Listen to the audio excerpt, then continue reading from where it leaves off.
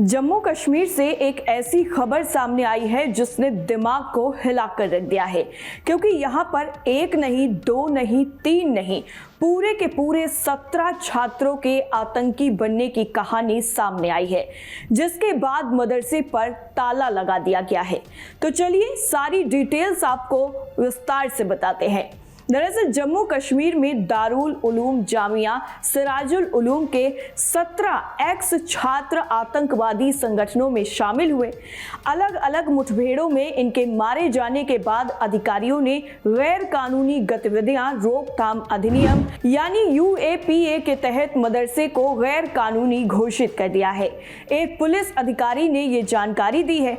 उन्होंने बताया है कि संस्थान के 17 पूर्व छात्र आतंकवादी संगठनों में शामिल हो गए और बाद में अलग अलग मुठभेड़ों में मारे गए, जो कि विचारधारा थोपने और भर्ती करने के पैटर्न को दिखाता है। कश्मीर के संभागीय आयुक्त अंशुल गर्ग ने शोपियां के सीनियर पुलिस अधीक्षक की तरफ से पेश दस्तावेज के आधार पर आदेश जारी किया, जिसमें शोपियां के इमाम साहिब के स्थित दारुल उलूम जामिया सिराजुल उलूम में अवैध गतिविधियों की तरफ इशारा किया गया था।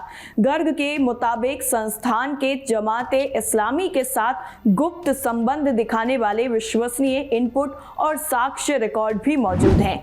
जमाते इस्लामी पर केंद्र ने 2019 में प्रतिबंध लगा दिया था। मदरसे पर लगे गंभीर आरोप। आदेश में कहा गया है कि प्रतिबंधित संगठन से जुड़े व्यक्तियों का संस्थान पर वास्तविक नियंत्रण था, जिसमें उन्हें प्रमुख प्रशासनिक और शैक्षणिक पदों पर नियुक्त करना भी शामिल था।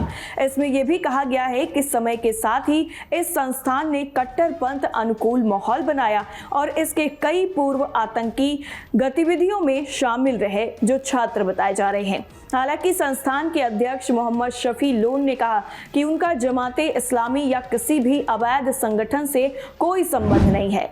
मोहम्मद शफी लोन ने कहा कि हम कानून का पालन करने वाले संस्थान हैं और प्रतिबंधित जमाते इस्लामी से हमारा कोई संबंध नहीं है। फिलहाल स्कूल में 814 छात्रों का एडमिशन हुआ है, जो स्कूल शिक्षा बोर्ड और कश्मीर स्कूल फेडरेशन से जुड़ा हुआ है। संस्थान को पिछले महीने अधिकारियों से कारण बताओ नोटिस मिला था, जिसका उसने जवाब दिया था। अगर अधिकारियों को फिर भी कोई संदेह है तो उन्हें एक समिति गठित करके हमारे संस्थान के खिलाफ लगे आरोपों की जांच करनी चाहिए। अगर ये आरोप सही साबित होते हैं तो सरकार जो भी कार्रवाई करने का फैसला करेगी, हम उसका समर्थन करेंगे। जांच में मिले कई तरह के सबूत। इसके साथ ही साथ इस पूरे मामले को लेकर अधिकारी ने यह भी कहा कि सुरक्षा एजेंसियों को समय समय पर ऐसी रिपोर्टें मिली हैं जिनसे पता चलता है कि यह संस्थान राष्ट्रीय सुरक्षा और राज्य की अखंडता के लिए हानिकारक गतिविधियों में शामिल है। उन्होंने यह भी कहा कि यह जानकारी से पता चला है कि वहां एक ऐसा माहौल था जो गैर कानूनी और राष्ट्र विरोधी गतिविधियों को बढ़ावा देता था। मारे गए आतंकवादियों के कई करीबी रिश्तेदार जामिया सिराजुल उलूम में अहम पदों पर हैं।